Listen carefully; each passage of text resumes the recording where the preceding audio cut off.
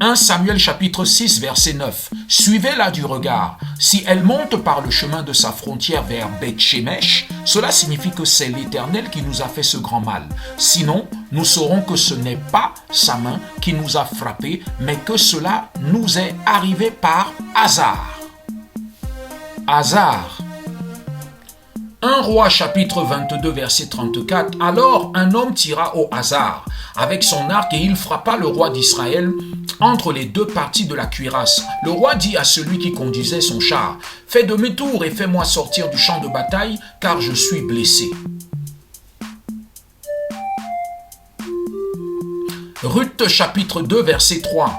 Elle alla glaner dans un champ derrière les moissonneurs et il se trouva par hasard que la pièce de terre appartenait à Boaz qui était de la famille d'Élie-Mélec.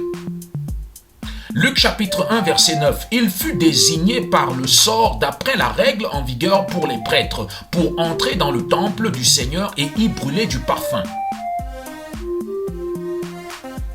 Actes des apôtres chapitre 1 verset 26. Ils tirèrent au sort et le sort tomba sur Matthias qui fut associé aux 11 apôtres.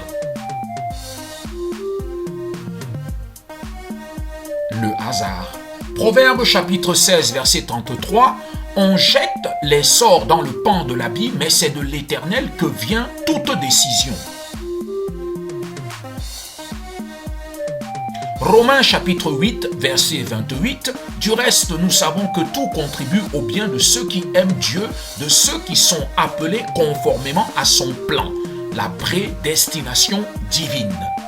Ésaïe chapitre 44, à partir du verset 24 jusqu'au verset 26. Voici ce que dit l'Éternel, celui qui te rachète, celui qui t'a façonné dès le ventre de ta mère. C'est moi l'Éternel qui suis l'auteur de tout. Tout seul j'ai déployé le ciel, par moi-même j'ai disposé la terre.